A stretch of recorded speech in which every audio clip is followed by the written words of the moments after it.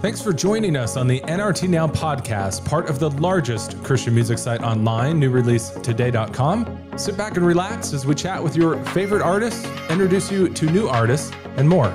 Now here's your host, Jake. Welcome to episode 45.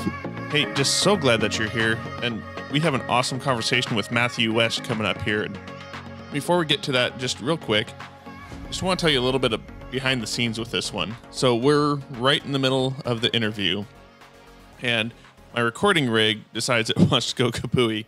It doesn't like my memory card anymore, and it just shuts down, stops recording halfway through a sentence. And man, our houses are built on concrete slabs here in Texas, and somehow still my stomach was in the basement. But we scrambled. I was able to get my backup memory card in. But I just want to give a shout out to my man, Matthew West, because in fixing the problem, it was never like wasting my time or, oh crap, or, anything like that. It was, hey, do we need to reschedule this to do this right? And gave that minute to just check to make sure everything was all right. Like we said, he was trying to get a couple things done, but he still made sure that we got everything in for this episode that we wanted to share. So I just want to give a shout out to Matthew just for the patience through that, fixing that issue. And I mean, it's just really goes to show you who Matthew West is. So, there's a shout out for that one, and a little bit of blooper reel behind the scenes here. Oi, but here we are. We have an awesome episode ready for you. And it's so crazy with this episode as well. We start off talking a bit about his road pastor, which is his dad. And I had no prior knowledge to this, but as we're talking about his new podcast that came out, so podcastception here, a podcast talking about a podcast. Anyway, we're talking about his dad being on the road with him. And later on, when we were talking about the podcast, I found out that he ends with a word from his dad. So I did not plan that. That was just so cool to hear. I should also note through here, the messages ding, that's not your phone, that's my laptop, so don't look over at your phone when that happens. Just giving you fair warning that my bad, the iPhone ding, the messages ding is me, and it's not you. It's not you, it's me. So anyway, here we go. Let's head on to the conversation with Matthew West.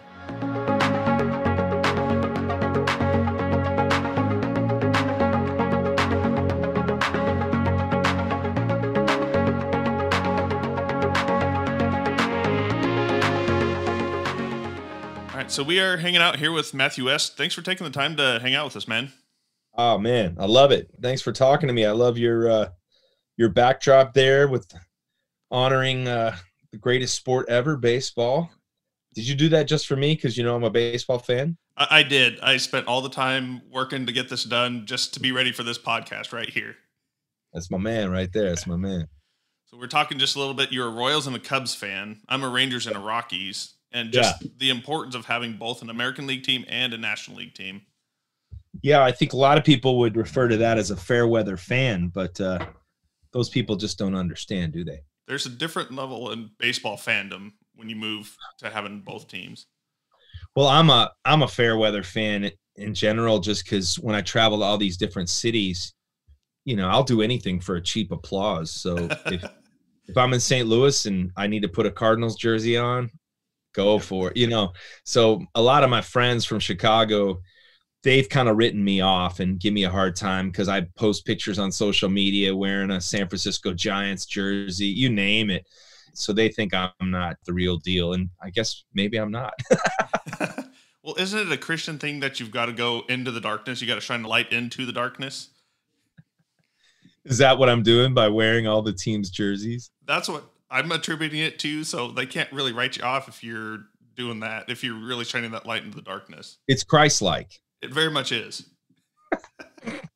I think we're stretching it a little far there. Probably, but I'm not sure the Great Commission applies to baseball, but hey, whatever we need. We just need some baseball in our lives right now, don't we? Oh yeah.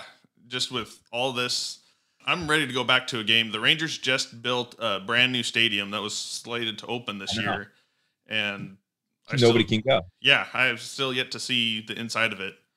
Now it's a good day if you wake up and your baseball team hasn't had a COVID-19 outbreak. Oh, I know, right?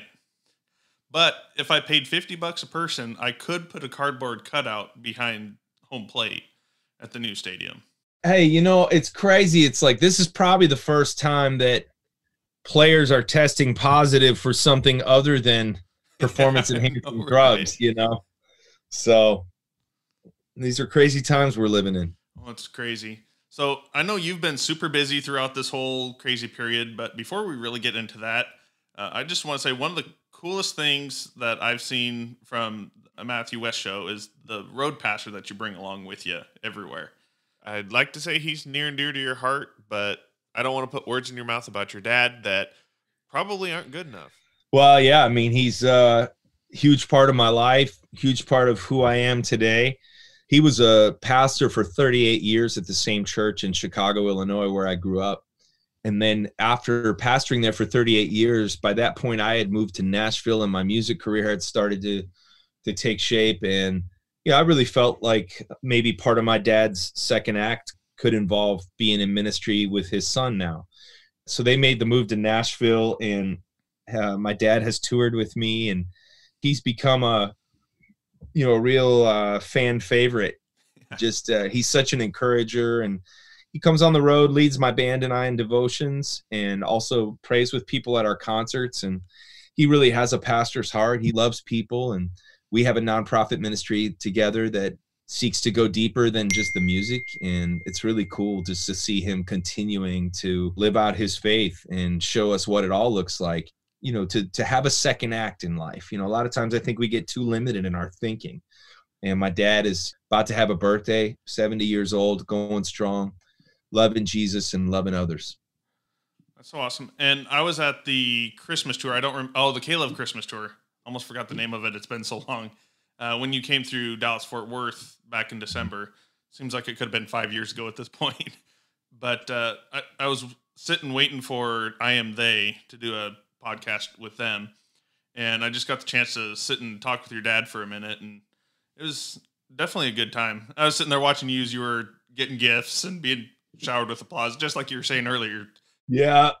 That's the life of an entertainer, yeah, but yeah, my dad's just he's been the real deal for a long time. And I also think there's something really neat that takes place. A lot of people have shared with me that when they see my dad on stage with me, that there's something about it that strikes a chord with people. And I think a lot of that is, look, I think growing up, I never really thought about the fact that maybe I'm in the minority by having a dad that loves the Lord and loves his kids and is involved in his kids' lives and always made me a priority. And so I think, I've had people share, man, I didn't have that kind of relationship with my dad. So when I see you and your dad together, it really does something in my life. And it I don't know. So it's just kind of neat to see. I think it's just a good example that, look, all of your story can be used by God. And so that's why with my ministry, I never think of it as like my job and then my family is all on the outside. It's like when I accepted this calling to put music out into the world and to be a minister through music, my whole family accepted that calling. And so I share my whole family with everyone, and my family willingly does that, knowing that, hey, my daughters can be role models for other kids. My wife can be a role model for other wives and spouses out there. My parents can be role models. And so, this is really a family mission. As I was getting ready for this episode here, I was listening to your latest album, and then, was it My Hero? Is the name of the song, I think? Was it called Looking Up? That's it. It's been well established that I am terrible with song names and album names. So apparently, you were right on it there. My Hero. No, but it does talk about Daddy. That he was my hero. You know what I mean? But knowing that even heroes are human, but the realization that the whole time I was looking up to my dad, he was looking up to somebody else for guidance. And that's what he taught me with his life is, you don't have to have all the answers. Just look to the one who does. And I love how that song goes from looking up to your dad to now it's my turn to put that in practice. The second verse says, now I'm somebody's daddy. Yeah. Two beautiful girls. They look at me like they think I hung the moon and I feel the weight of their worlds. I don't know how to lead them, so lead my every move because I know those eyes are looking up to me, and that's why I'm looking up to you. That's just the cry of my heart. I think as a dad, as a parent too, sometimes I've always put a lot of pressure on myself to be perfect in every aspect of my life, spiritually, music, you name it.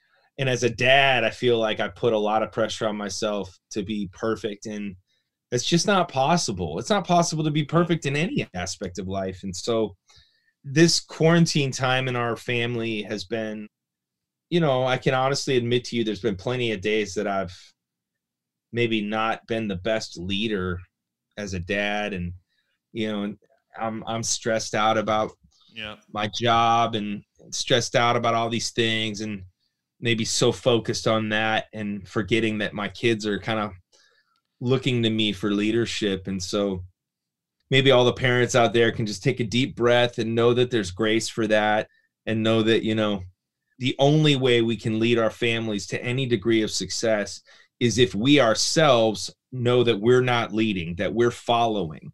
I think that's got to be one of the true keys to great leadership in anything is to be a great leader, you have to be following the one who's really leading the way, the one who's in control. Yeah, absolutely. And I think I read that in one of the leadership books is like, in order to be a good leader, you've got to also be a good follower. And especially somebody probably stole that from me. It's incredibly profound. I'm glad I could offer that to the world. But isn't that so true? I have two girls myself. And there are just some days I just go to bed and it's just like, I screwed that up terribly. Oh yeah. On more than one occasion, I've had to knock on one of my daughter's doors late at night and say, hey, I'm sorry. I'm sorry I got upset, or I'm sorry I raised my voice, or, and maybe somebody listening to this is like, well, gosh, can't believe Matthew, who do you think you are? You're singing all these Christian songs, but you yell at your kid. It's like, I'm like, hey man, it's one thing to mess up. It's another thing to fess up. Yeah. I think that to have the humility to go, all right, how quickly can I acknowledge the error of my ways, confess, and humble myself and ask for forgiveness, with your relationship with your wife, with your kids. And that's what I want to do. I want to be on a race to the finish line. If the finish line is like asking for forgiveness, that's where I want to go. I want to get there quick and then move on. And so, hopefully my kids will see in me, well, you know what? I'd love if they could say when it's all said and done, you know what? Dad wasn't always perfect. Dad messed up sometimes. Dad got me mad sometimes. Dad mishandled situations, but he was never afraid to ask for forgiveness. Yep. I want to show that example because I want them to be that way. Nothing more frustrating than dealing with someone who absolutely refuses to see when they've messed up. And I could say that because I am that too many times, and I don't want to be that way. I think in life in general, it's not always about what happens. It's about how you react to it. And that's me as well. At the end of the day, I really hope that she knows that Dad's not perfect, that I'm not always going to get it right. But at the end of the day, I love her, and everything that I do is doing my best for her. My best is not always going to be 100%, but that's my goal at the end of the day. That's exactly. And that's a healthy goal. You know what I mean? Otherwise, as a parent, you'll live in a constant state of feeling like you're letting somebody down or failing, and that's no fun. No. So a couple of the big projects that you have going on, you just released Truth Be Told, the music video, which it was on your album that released, I think it was this past year. Yeah, my quarantine album. Yes. So you did the Quarantine Life, which at this point, I'm almost kind of depressed to really think about too much about that. Like at first, it was like cute. We're going to do the quarantine for 30 days or whatever. And now we're here 5 months later and still trying to figure it out. Yeah. You know, I thought that was a song just for one brief moment in time. And it turns out that's becoming very much the soundtrack of 2020 for us. And I've been creating a bunch of new songs. It's funny though, back to the record I released it on Valentine's Day. Remember Valentine's Day? It was before the world went crazy.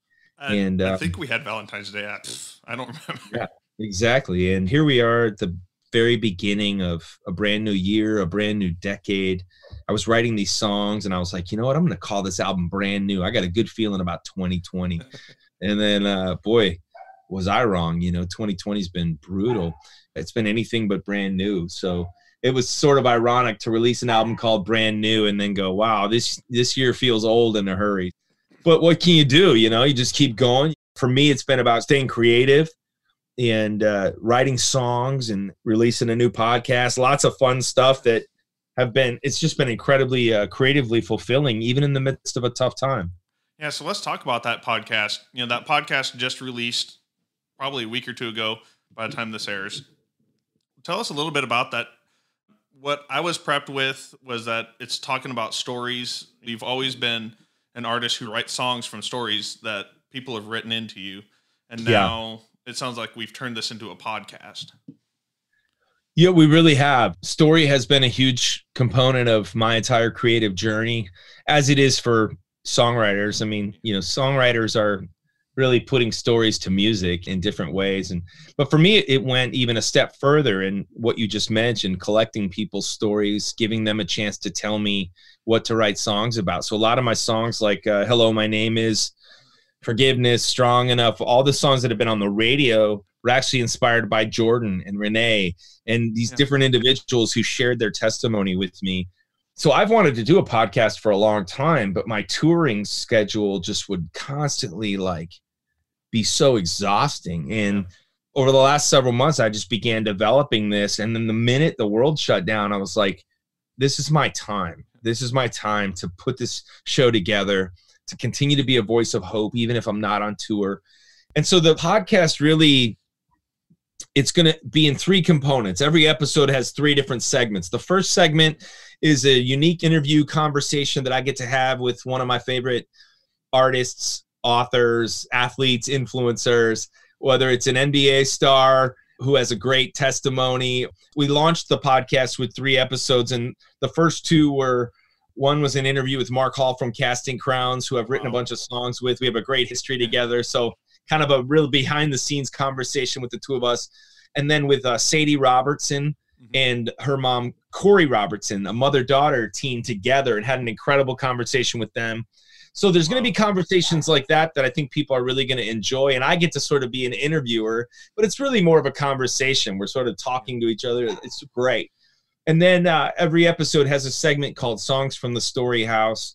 And that's where I get to sort of infuse my love of music and the power of story together. And in one episode, you'll hear about quarantine life, and my family speaks into it, why we were inspired to write the song. And another episode might be one of the songs on the radio that people know. And you'll get to actually hear from the people whose stories inspired the song. Oh, wow. And then every episode closes with a final segment that I call Dadvice. And that's where my dad joins me for a few minutes at the end of every episode. And he shares a little message of encouragement.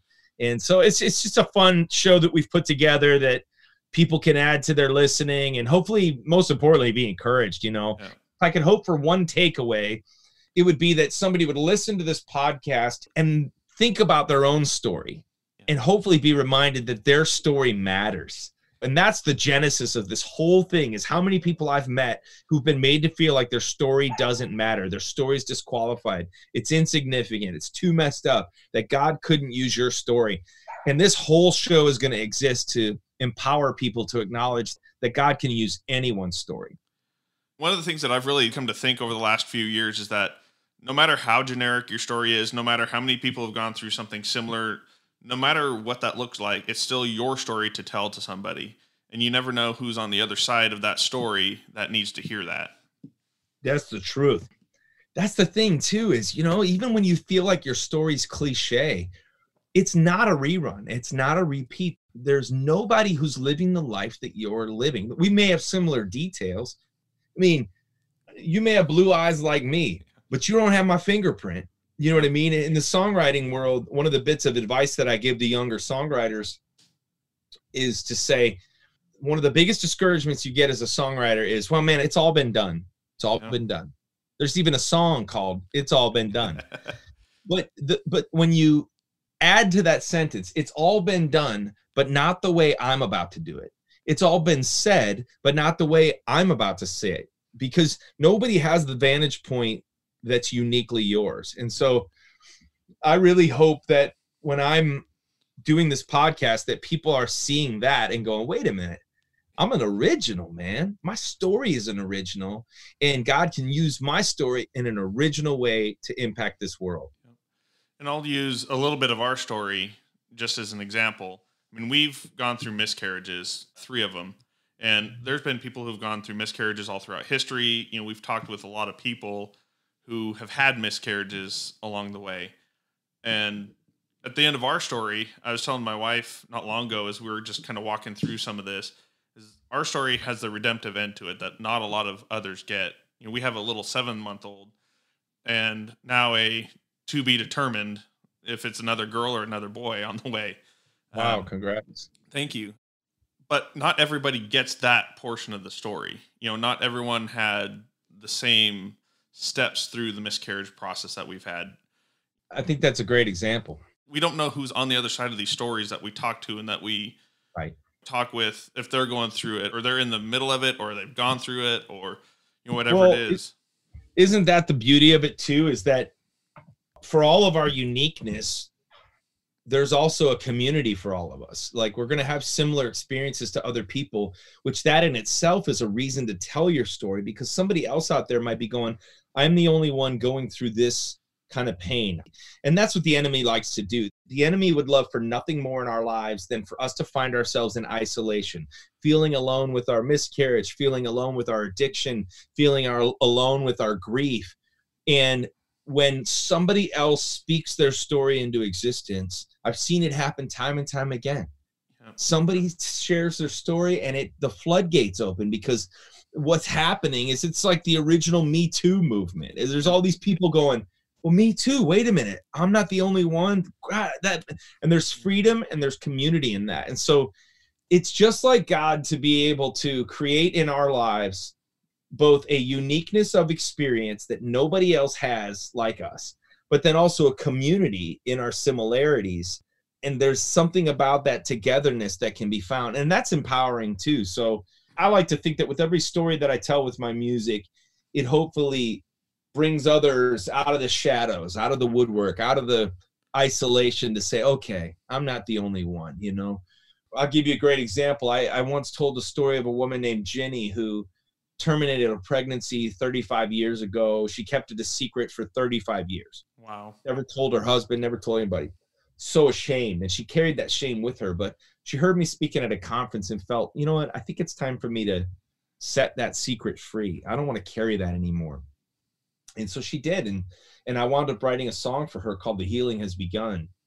What happened as a result of sharing that story wound up turning into something that has changed and saved many lives. Now she's works at a crisis pregnancy center and she uses her story every day. Now, have other people had similar experiences as Jenny? Absolutely. Yeah. But it's not about going, oh, well, somebody else has that too. It's like, no. It's the proof that God can use every single aspect of your story. If only you are willing, he will uniquely shine through your story. And I think you really touched on it. I think it's that personal connection. You can hear about it, you know, you can read it on a blog or a Facebook video or whatever, but it's different when you're having that conversation face to face with somebody. 100%. Yeah. And sometimes your impact on the world is not going to be in front of a crowd of thousands of people. Some of my greatest moments where I felt like the Lord was using me in the biggest way, it wasn't in front of the largest crowd. It was in a more meaningful way, one-on-one or with a small group of people. So I think too many times we get caught up into thinking that our impact in the world is measured by the numbers of people that we reach. And that's just not the case. And I know you're running short on time here because you have your own podcast that you've got to finish up as we're recording this here. But I just wanted to touch just briefly on Truth Be Told. You released that music video, I want to say a couple of weeks ago from when we're recording this. And like I said, as I was getting ready for this, I was re-listening to a lot of this and watching that video, and man, what a powerful impact. We were talking just a little bit ago about not being perfect and all that. And man, that's just a song to me that just shatters that perception of I don't have to be perfect. Personally, I'm guilty of that a lot of times, of just putting on that front like everything's cool, but kind of mad at the same time in the background. Yeah, man. I mean, Truth Be Told is very autobiographical for me. It's the story of a preacher's kid who grew up developing an unwanted skill. It's a skill that it has served me well in my life and even in my profession, but it's really no way to live. And that's the ability to dial it up. That's the ability to look the part, to say the right things, to do an interview like this and quote the right scriptures and, make all of your listeners think, gosh, man, that guy, man, he sets the bar, man. He's a good Christian. And man, I am a follower of Christ and I'm trying to be my best, but sometimes I can get to the point where I'm more concerned about the outward appearance. I'm more concerned about looking the part than I am about living the part. And some of my most convicting moments are when I think, is my most passionate display of faith when I'm in front of an audience? Do I get excited about the Lord when I'm in front of a crowd? But when I'm off the stage, am I excited about reading my Bible? And that's been a real struggle in my life, just going, Lord. And that's why I think you hear a lot of songs from me with the desire to break out of that. Like, I don't want to go through the motions and I want to go all in, like I want to fight against the lukewarm waters. I'm swimming as hard as I can to get out of the lukewarm and be hot, be on fire. Truth Be Told is about that. It's about an encouragement to myself, but also to the church at large, that too many times I think we send the message of encouraging people, just come as you are, but we don't really mean it. And the church feels like a place where there's more of a pressure to be perfect than anywhere else. And that's got to change. That's got to change for people to feel welcome in church. They've got to know that they're not being judged. They're being loved. Love is what leads to change in people's lives, not judgment. Yeah, absolutely. And you put in the song, a church should be more of a hospital than, I don't know, maybe I'm infusing this, but more than a country club.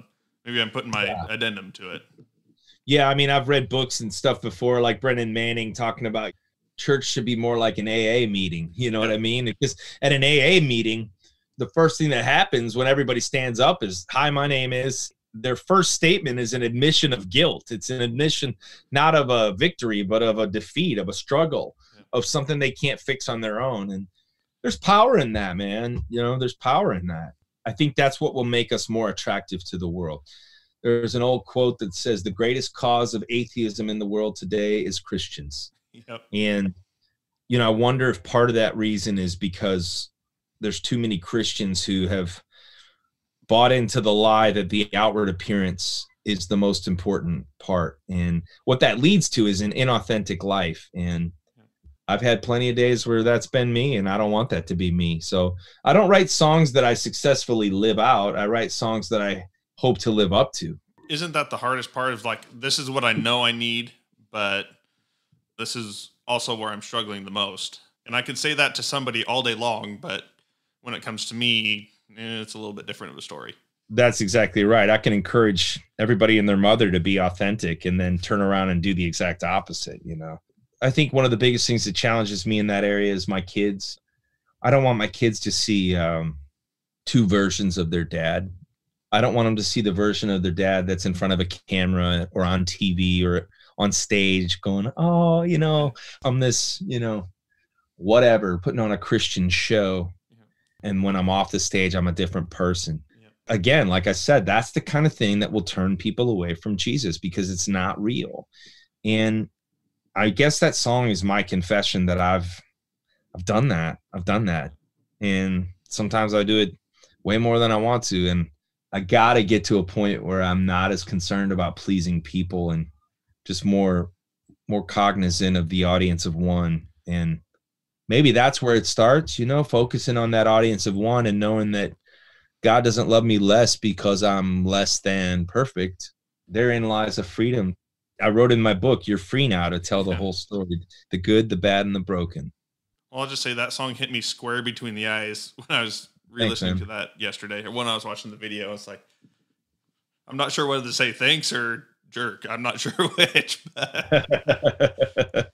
No, it's especially in this time where and just everything's weird. I think that's especially pertinent through everything that's going on through this crazy season. It's okay to let that down. Yeah, I think letting your guard down. I mean, think of that phrase, letting your guard down, what that implies. And boy, it's hard to let your guard down, sometimes even with the people closest to you. But that's really where freedom and healing is you let people in and let the truth out. I think of Rob, who came to my show, and he was battling a heroin addiction, like legit heroin addiction, like knocking on death's door. Oh, wow. And he only came to my show because his mom begged him. His mom had been praying for him, and he acknowledged that night that he had a problem and wanted to get help and reached out to me, and our ministry got him into a Christian recovery program. But if he would have never let his guard down in that moment, where would Rob be? And so sometimes, you got to let your guard down to acknowledge that you need some help in an area of your life, that you can't fix it yourself. And I'm super proud of guys like Rob, because there's too many people that there's too guarded. They can't let themselves reach out for help. And if you never reach out to get the help you need, you'll never be able to turn around and reach out and be help to somebody else. And that's really the crux of that song, Truth Be Told. And I've seen it in people's lives. And in a way, guys like Rob inspire me. I want to be as authentic as Rob. That's the bar I love. Like that guy going, hey, you know what? I got a drug problem. I need some help. I got to fix my life. I got to let God fix my life. How many Christians are keeping their issues like because, oh, no, I can't deal with the judgment. Rob just hit a point where he's like, I don't care what you think of me. I want to believe that God loves me and has something better for me, and I'm willing to do what needs to be done. And if it means letting the truth be told to get help, that's what I got to do. Life's too short to hide behind stuff. Life's too short to have your guard up. And I'm talking to myself just as much as anybody else. But, man, it's great to talk to you today. And thanks for letting me share about the podcast. I hope it'll really inspire people just as much as the music does. Yeah, man, we're excited for it. At least I am. I can't speak for everybody. No, we're excited for it, and I know you need to head off and finish that up so we can listen to it here. So just appreciate you taking the time here. Hey, thanks for having me. I appreciate it. So after listening to Matthew talk about the dad advice section in the conversation that we just heard, and after listening to the dad advice section in the first podcast episode of the Matthew West podcast, I was thinking, I really respect and honor my dad's wisdom and his advice, as I get to talk to him and stuff. So I thought, why not? Let's try doing a dad advice section here on the NRT Now podcast. So we're going to give Dad a call and see what dad advice is.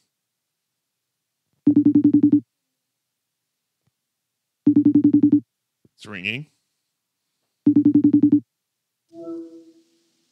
Hi, son. Hey, Pops. Hey, so I do the podcast for, the NRT Now podcast, and we just did an episode with Matthew West, and he has a section at the end of his podcast called the Dad Advice, where his dad gives him some, good dad advice. And I thought about trying it out for the podcast here. So do you have any dad advice for us?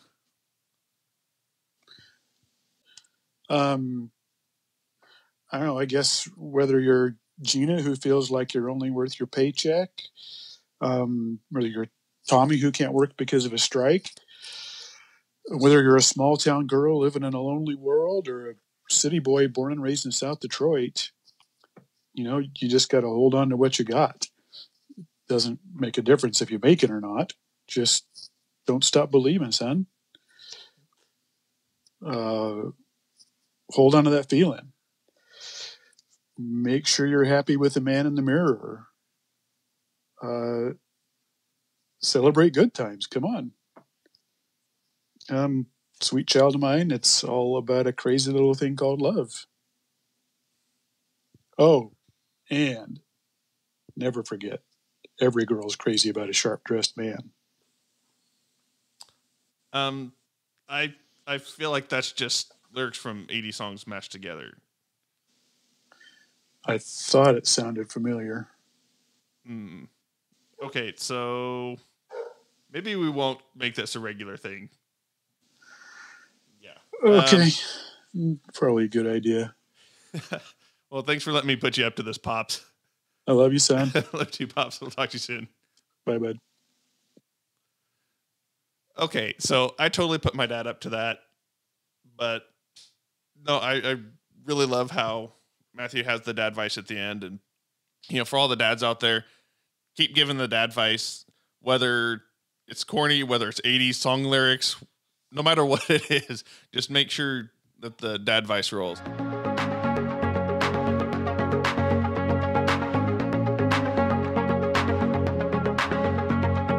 Thanks for hanging out with us for this episode of the NRT Now podcast. Be sure to subscribe on Spotify, Apple Podcasts, Stitcher, or wherever you listen to podcasts. And special thanks to Neon Feather for providing our theme music. Make sure to check out newreleasetoday.com and our socials for more great content. See you next episode.